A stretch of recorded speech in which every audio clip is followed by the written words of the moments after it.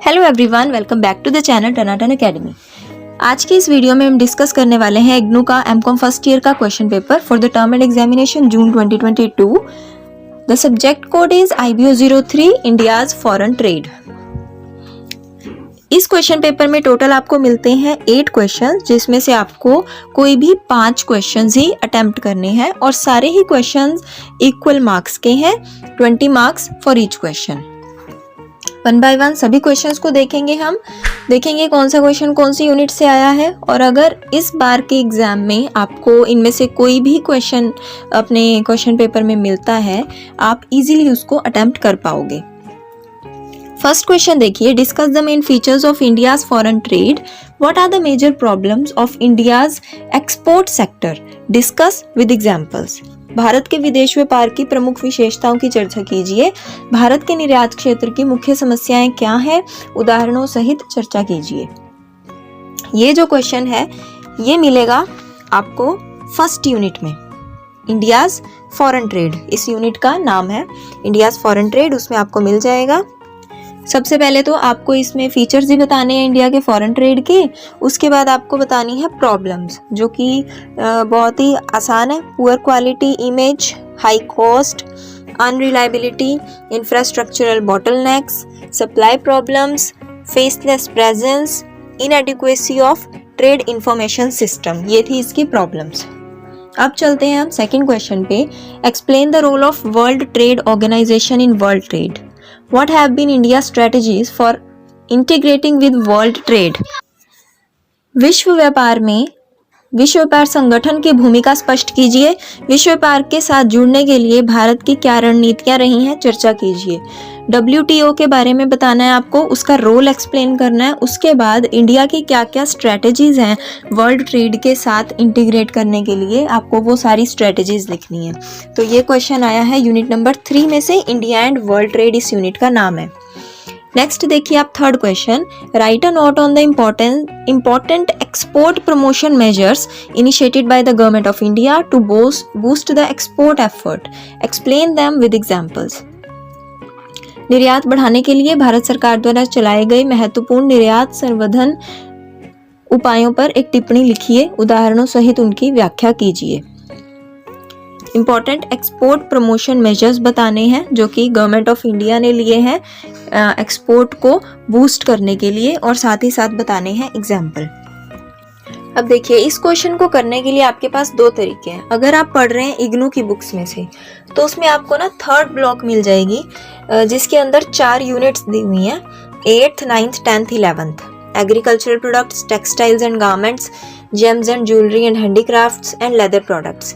इन सभी चैप्टर्स के अंदर एक्सपोर्ट प्रमोशन के जो मेजर्स है ना वो गिवन है, आप इन सबको मिक्स करके लिख सकते हो। और दूसरा ऑप्शन है आपके पास नीरज की बुक्स। अगर आप नीरज पब्लिकेशन की बुक में से पढ़ रहे हो तो उसके अंदर आपको ना 8th चैप्टर मिलता है, इफेक्टिव एक्सपोर्ट प्रमोशन स्ट्रेटजीज। उसमें आपको ये सारा क्वेश्चन डिटेल में मिलेगा, export promotion strategies in India. वो मैं आपको एक बार बता देती हूँ।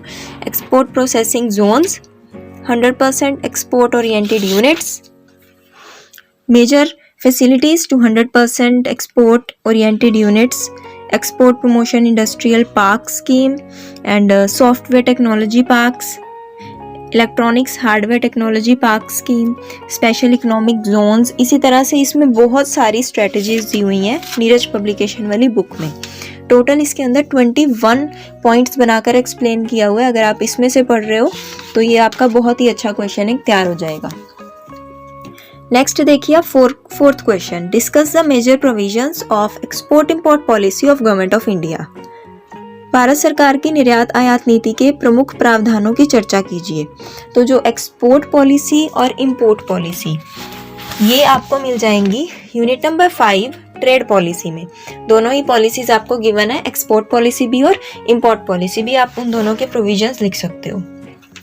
Next is 5th question, discuss the strength and weakness of India's textile sector. What export strategies need to be adopted by Indian textile industry to combat emerging challenges in the post-Uruguay round phase when quota regime in textile is finally over? Discuss. भारतीय कप्तान क्षेत्र की शक्तियां और कमजोरियों की चर्चा कीजिए।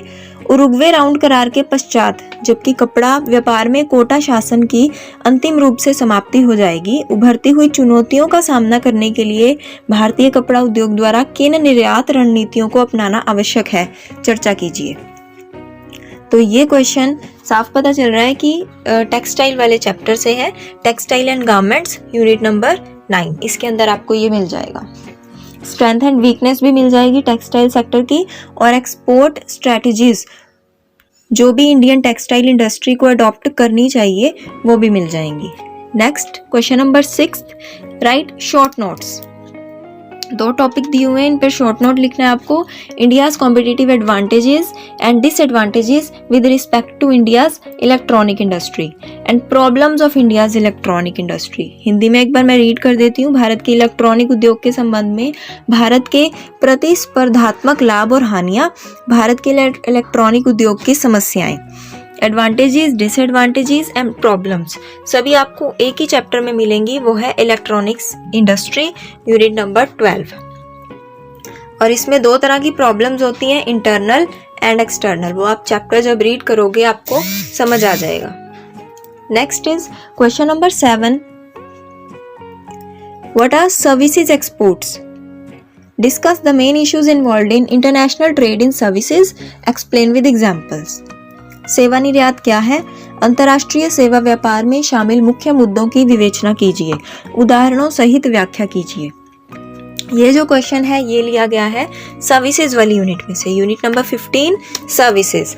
इसमें आपको सर्विसेज का पहले मीनिंग बताना है, सर्विसेज एक्सपोर्ट्स का, और क्या क्या इश्यूज इन्वॉल्व हैं इंटरनेशनल ट्रेड में सर्विसेज से रिलेटेड, वो आपको विद एग्जांपल्स एक्सप्लेन करना है। And the last question is, what are the major commodities exported from India to the European Union market? Do the commodity-wise analysis to understand India's performance in the European Union market.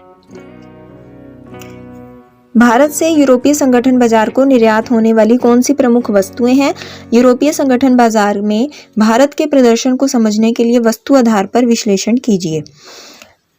India से European union market में कौन कौन सी commodities export होती हैं वो बतानी है। अगर आपको नहीं बता तो मैं आपको बता देती हूँ, readymade garments, cotton, James and jewellery, primary and semi finished iron and steel, cotton yarn, fabrics and made-ups, machinery and instruments, ये सब चीज़ें एक्सपोर्ट होती हैं इंडिया से यूरोपियन यूनियन मार्केट में।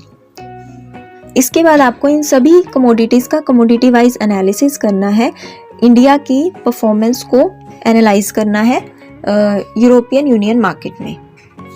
तो ये था हमारा जून 2022 का क्वेश्चन पेपर। आई होप आपको वीडियो हेल्पफुल लगी होगी। अगर इनमें से किसी भी टॉपिक पर आप लॉन्ग इंडिविजुअल वीडियो चाहते हो then let me know in the comment section. Video को लाइक और शेयर करना मत भूलना, और इसी तरह से और वीडियोस देखने के लिए चैनल को सब्सक्राइब कीजिए। Thanks for watching.